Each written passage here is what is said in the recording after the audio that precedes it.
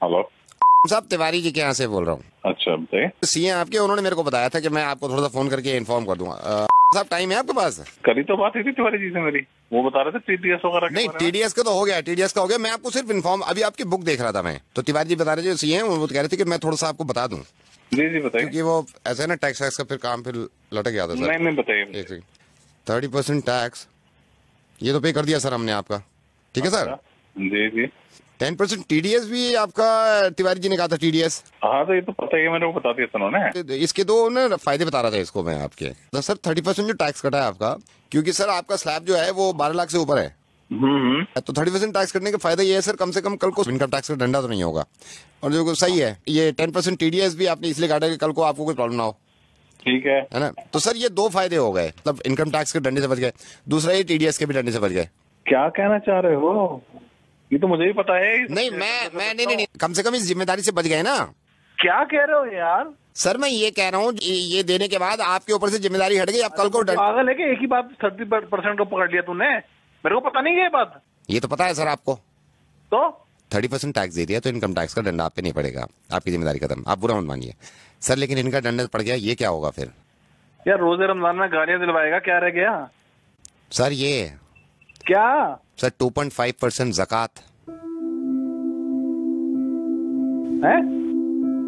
2.5% ज़कात।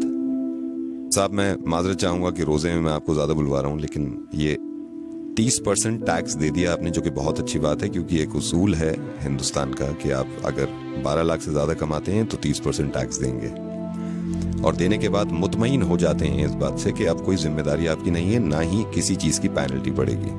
टीडीएस दे देते हैं आप 10%, साहब 2.5%, वो भी आपकी इनकम पे नहीं, आपकी सेविंग पे, सिर्फ 2.5% ज़कात, जो कि आप नहीं देते हैं।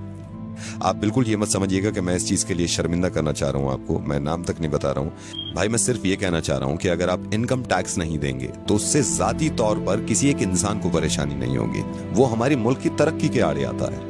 लेकिन अगर ज़कात नहीं देंगे, वो भी सिर्फ 2.5%, कोई ना कोई तो अल्लाह ताला ने आप में ये बात देखी होगी, सलाहियत देखी होगी कि ये एक ऐसा बंदा है मेरा जिसको मैं इतना दूं, इतना नवाजूं, और अल्लाह ताला को पूरी उम्मीद होगी देने से पहले कि ये इंशाल्लाह उस पैसे में से ज़कात निकालेगा और उन लोगों की मदद करेगा जो मुस्तहिक हैं, जो परेशान हैं, और खास तौर से इस महीने में, जिस महीने में ज्यादा से ज्यादा निकालना चाहिए। मैं माफी चाहूंगा सबसे पहले कि मैं इस तरह आपको फोन कर रहा हूँ। मैं रेडियो मिर्ची से नावेद बोल रहा हूँ असलम भाई, और इस बात की किना मत रखिएगा दिल में, वो आपसे मोहब्बत ही करते होंगे जिन्होंने ये बताया कि आप उन्हें प्लीज समझाइए कि वो ज़कात दिया करें, क्योंकि वो भी ये चाहते हैं कि आपकी आखिरत संभल जाए। फोन मत काटिएगा, मैं छोटी सी बात आपकी इस बच्चे की कराना चाहता हूँ। मैंने फोन पे इनको होल्ड पे रखा हुआ और ये बहुत देर से इंतजार कर रहा है। मैं रेहान, जरा फिर से बताना, तुम्हारी अम्मी ने आज रोजा रखा है? नहीं रखा। रेहान, क्यों नहीं रखा रोजा उन्होंने?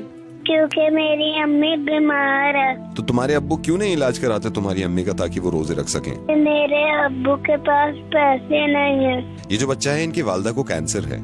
इनकी वालदा रोजे यूं नहीं रख सकती क्योंकि ये बीमार हैं। बीमार इसलिए हैं क्योंकि ये इलाज नहीं करा सकती।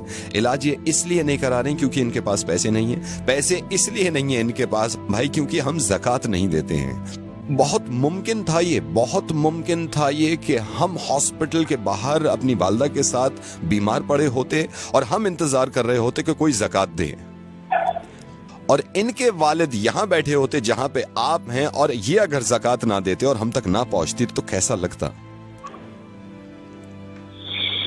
आपके माशाल्लाह 2 मासूम बहुत प्यारे बच्चे हैं, और मैं ये दुआ करूंगा कि इंशाल्लाह बहुत लंबी उम्र हो उनकी और बहुत तरक्की करें वो। टैक्स नहीं देते हम तो कितना घबरा जाते हैं कि नोटिस आ जाएगा इनकम टैक्स की तरफ से। ज़कात नहीं देते हम तो जिसकी माफी नहीं है और उस नोटिस का कोई बदल नहीं होगा। मैं ये नहीं कह रहा हूं कि आप किसको दें, आप जिसको सही समझे, जिसको लगे कि मुस्तहिक है, उसको ज़कात दीजिए। इंशाअल्लाह ज़कात जरूर दूंगा, और इस बच्चे को अगर जरूरत हो किसी चीज की तो मुझे जरूर बताइए। इस बच्चे को अब जरूरत नहीं है, इस बच्चे तक पहुंच गया, लेकिन हमारे ही हिंदुस्तान में बहुत सारे बच्चे ऐसे हैं जो इंतजार कर रहे हैं हमारी ज़कात का। अल्लाह ताला अजर दे आपको इस चीज का, आपने अपनी जिम्मेदारी पूरी करी। एक जिम्मेदारी आपकी बन जाती है, ये जो आपने सुना है इस चीज को दूसरों तक पहुंचा